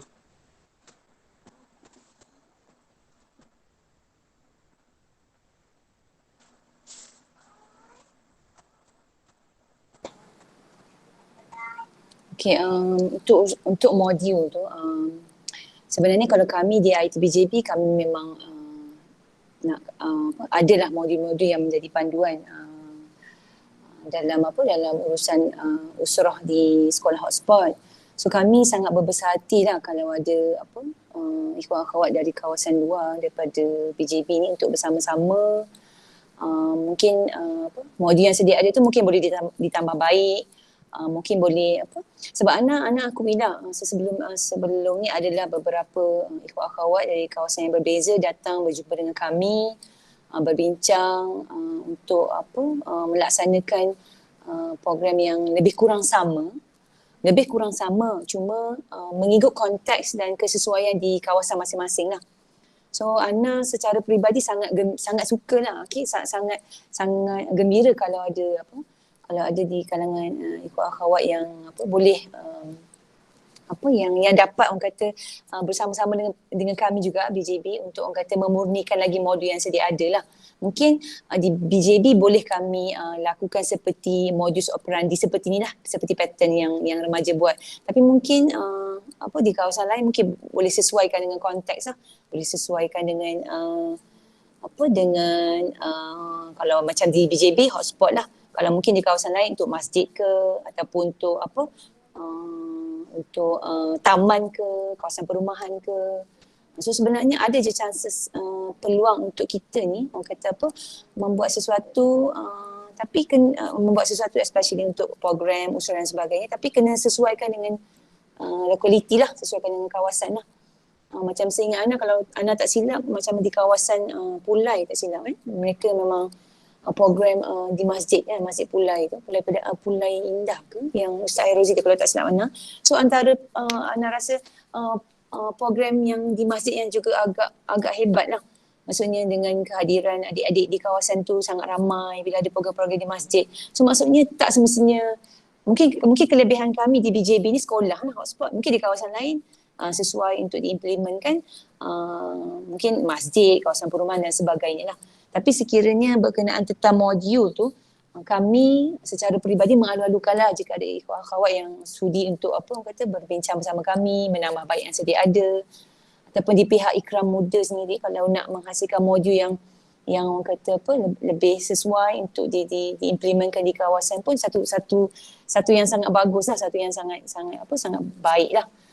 Sebelum tu Ana nak share sikit lah macam yang soalan sebelum ni tu berkenaan tentang timeline tu. So Ana rasa tepatlah dengan bila nak menjawab soalan ni. So antum boleh tengok sekejap lah kalau di tak boleh. Ana nak sharekan tak apalah. Ingatkan boleh share dengan slide tapi tak boleh juga. Tapi it's okay lah. So bagi Ana secara peribadi kami suka untuk berkongsi modul yang sedia ada, dan kami juga mengalu-alukan jika di kalangan ikhwan akhwat kawasan luar yang boleh juga membantu bersama kami untuk memurnikan modul yang sedia ada lah, ataupun kita memurnikan modul tersebut di peringkat sesuai di peringkat lokaliti dan kawasan antum lah, dan juga mengikut method yang sesuai lah, sama ada sekolah ke, kawasan perumahan ke, masjid ke. So bagi Ana kita tak boleh fix kan, kalau mungkin BJB ni nampak macam sekolah, okey lah, mungkin di kawasan lain dia boleh bumikan di masjid, mungkin di kawasan yang lain pula boleh bumikan di NT program usul dan sebagainya di kawasan perumahan. So mungkin pihak Ikram Muda boleh kumpulkan kot ikhwan akhwat setiap kawasan untuk sama-sama bincang memurnikan modul berdasarkan lokaliti dan juga modul operandi yang bersesuaian dengan lokaliti masing-masing lah. Wallahualam. Itu saja. Okay, jazakillah khair kepada Cikgu Dayati. Mungkin yang nak lebih detail boleh terus hubungi Cikgu Dayati untuk berbincang lebih lanjut berkaitan dengan modul ataupun modul superandi yang digunakan oleh Ikram Team BJB. Okay, seterusnya yang terakhir insyaAllah ada rasa sebab kita dah tak ada soalan. Macam mana untuk UTM? Mungkin ada boleh dikongsikan modul skill untuk mendekati pelajar-pelajar di IPT. Silakan Dr. Amir. Okey, satu inisiatif bila mana kita ada Ikram Muda Negeri So satu benda yang kita mula melihat perkembangan yang baik lah untuk especially tahun 2020 ni, kita dah mula consolidate Ikram Muda Negeri. So kalau di IPT ada 4 entiti yang kita highlight kan, ada 4 strategi awal ataupun kita kata strategi trust strategi yang ada yang kita boleh manfaatkan. Satu pilar yang utama adalah berkenaan dengan kita ada konsep yang kita biasa buat berkenaan dengan dakwah fardiyah. So ada orang-orang yang kita kata talent pool, orang-orang yang dia ada credibility untuk buat DF. So ini nampak macam traditional tapi this is the strength, kekuatan yang wajib salah satu lokaliti ada. Okey. Keduanya adalah berkenaan dengan kami ada ramai pensyarah, ikhwah akhwat. Sejauh mana diutiliskan orang-orang seperti ini untuk memastikan dakwah dan tarbiyah itu berjalan lah. Keduanya adalah adanya belia harmoni. Okay, so bagaimana kita menggunakan belia harmoni sebagai satu entiti luar, entiti belia. Okay, bagaimana dia boleh bergerak dalam kampus dengan baik menggunakan dana-dana ataupun menggunakan perancangan-perancangan tertentu lah. Yang keempatnya ada wadah-wadah yang rasmi yang kita miliki di kampus lah. So ini 4 pilar yang kita strength kita highlight kan. Kita akan menggunakan platform ni sebagai mungkin sebagai strategi untuk dapat ataupun lebih menggerakkan dakwah kampus ke hadapan lah. Inisiatif di peringkat Ikram Muda, satu benda yang dari sudut aspek tarbiyahnya, kita dah buat satu modul khas dan telah dibentangkan kepada mungkin UTM dan beberapa IPT yang lain lah. Modul khas yang bila mana kita buat by semester, bermula kita nak seseorang tu masuk bermula seawal first semester dan pada dia keluar di tahun 4 dia akan mustawa dia sampai mustawa mutasib lah. Okay, so dia dah tahun 3 tu dia dah tahun 2 tu dia dah muayyid. So kita buat fasa ada penelitian timeline. So nanti kalau nak dikongsikan ada Ikram Muda Tarbiyah IPT akan bentangkan benda tu lah kalau sekiranya diminta dikehendaki. Rasa sebelum ni dah pernah dibentangkan, so akan dibentangkan. Okay, so satu lagi aspek adalah Ana suka ingin sebut tentang aspek ini berkenaan dengan cadangan Ana nak highlight daripada timeline lah, lupa nak sebut tadi. Di setiap IPT, especially dalam Johor lah, kita punya penyusunan tenaga kita kena buat sedetail yang mungkin supaya kita jelas apa peranan setiap ahli yang terlibat dengan IPT. Mungkin dia pelajar, so apa peranan setiap pelajar? Dia tak boleh leave it. Oh tak apa, dia tak ada peranan, dia mungkin kalau baru satu semester je tak apa, tapi lah mungkin dia dah 01. Bagaimana kita menyusun peranan dia? Sebab bila orang tu ada peranan, baru ada keterikatan dengan pendakwah. Begitu juga dengan pelajar 02 dan 03 sebagainya lah. Begitu juga dengan pensyarah dan sebagainya. Bagaimana kita memberikan task, memberikan penyusunan tenaga dia supaya dia ada kerja, dia ada task. Dengan ada task sebegini, dia membentuk keterikatan lagi sekali. So ini penting kalau kata dalam bahasa strategi dia akan sebut balance scorecard lah. Setiap ahli ada balance scorecard. So itu jelas. Supaya kita ada keterikatan, kita clear apa yang kita nak buat. Anda memahami mungkin di fasa PKP ni ada yang down dan sebagainya kan. So kita kena dengan pertemuan sebegini rasa merancangkan semula apa yang kita nak buat lah. So itu kita kena duduk susun balik. Berkenaan dengan modul tu, pandang nak patah balik sikit, Ikram Muda adalah satu platform yang akan merancang modul. Dan please, bila mana kita buat penyusunan tenaga, di Ikram Muda, Ana sebut, Ana one of the team lah. Banyak kekangan.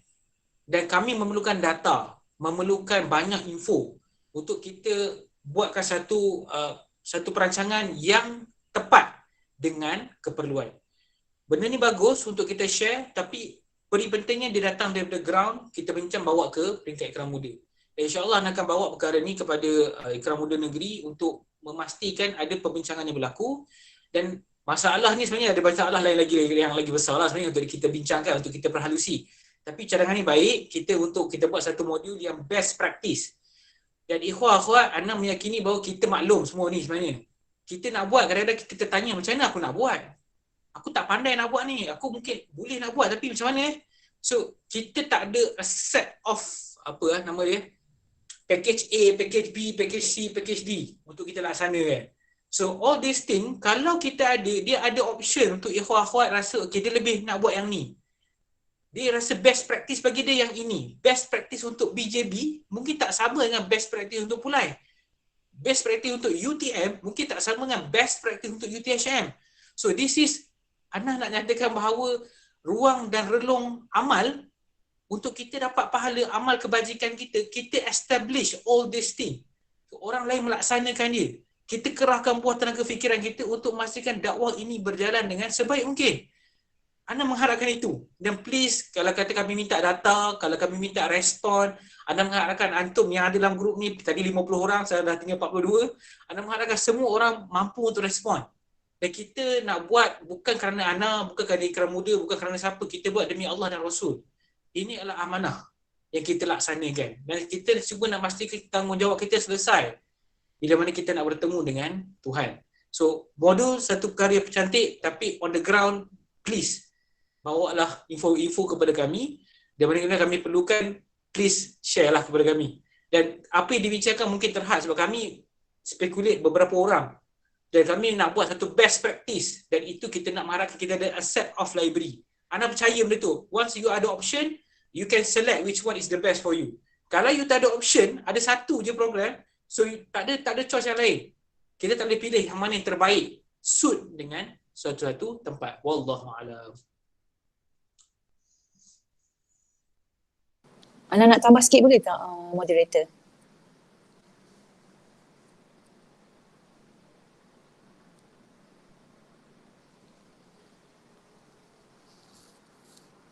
Boleh je Kak Ida tambah. Boleh Doktor Dr. Amir, Ana rasa kan salah satu yang program kami pernah buat waktu tu cudit di UTM, masa tu di masjid lah, collaboration dengan masjid. So kebetulan masa tu ada akhwat yang bersama-sama kami untuk permulaan program tu, akhwat daripada UTM. So bila session ta'aruf di kalangan adik-adik hotspot dengan kakak-kakak UTM tu, Ana rasa macam ada satu yang macam spark dekat situ.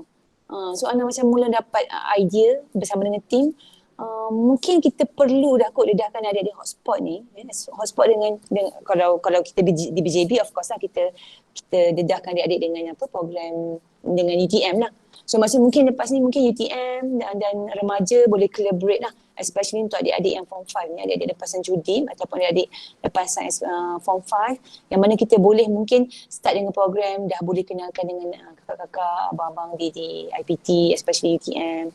So tak ada nanti so untuk next program tu maksudnya dia dah biasa dah dengan kakak-kakak UTM. So maksudnya ada repo yang lagi luas lah. So adik-adik yang hotspot tu tak adalah nampak kami nakib-nakibah je. So dia ada juga chances untuk kenal lebih lagi kakak-kakak, abang-abang daripada UTM. Wallahualam. Dapat ke masuk Ana, doktor? Dapat. Mungkin boleh plan lah kot lepas ni. Mungkin mungkin ada satu atau dua program lah kot, insyaAllah. Sinergi antara UTM dengan hotspot kot, insyaAllah. Wallahualam. Nak sentuh sama sikit lah. So ini yang kita, vision kita besar. Mesti kita jauh ke hadapan sebenarnya. So that's why apa yang kita bincangkan ni, dia termasuk, dia mata rantaian dakwah. Lepas habis ni daripada IPT, lepas habis daripada sekolah dia akan masuk ke IPT dan sebagainya. Itu mata rantaian dakwah. Dan kita nak all these things is tied in. Semua tu ada sambungan-sambungan yang lebih baik. Kemungkinan contoh, tarbiyah di sekolah sangat-sangat cemerlang, sangat-sangat hebat. Contohnya binaan Ustaz Syafiq. Sangat-sangat menjadi. Tapi bila contohnya PAS ke tempat lain, adakah dia sama ataupun dia lebih baik? Ataupun yang selalu jadilah dia semakin surut dan sebagainya. Seperti itu juga IPT. Bila PAS keluar, macam mana keadaan orang-orang tu?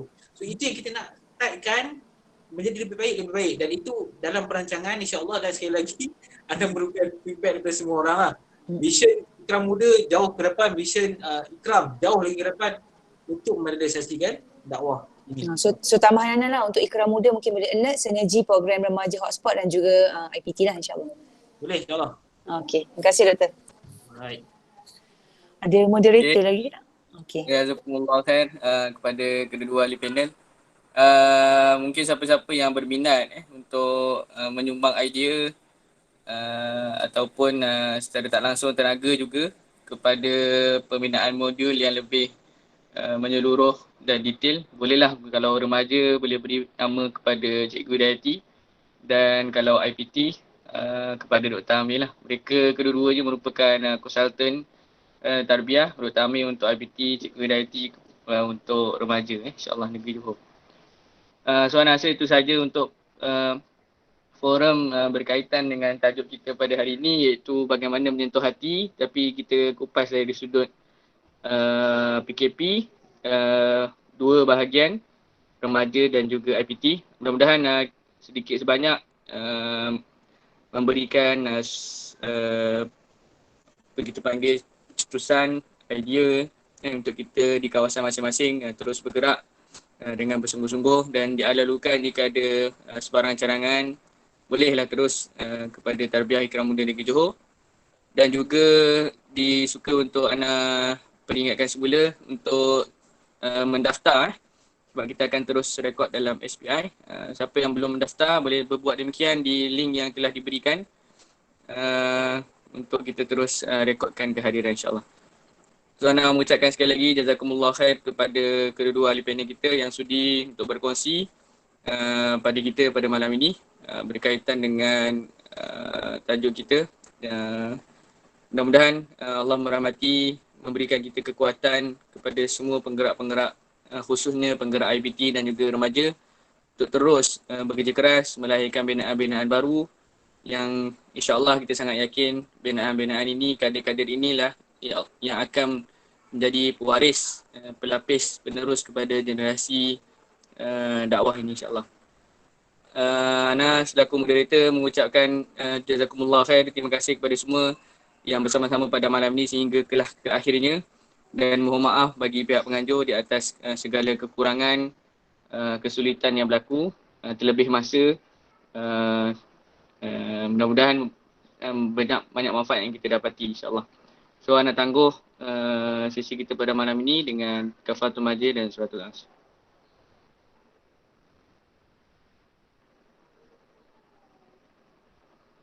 Sekian, wabillahi taufiq wal hidayah. Assalamualaikum warahmatullahi wabarakatuh.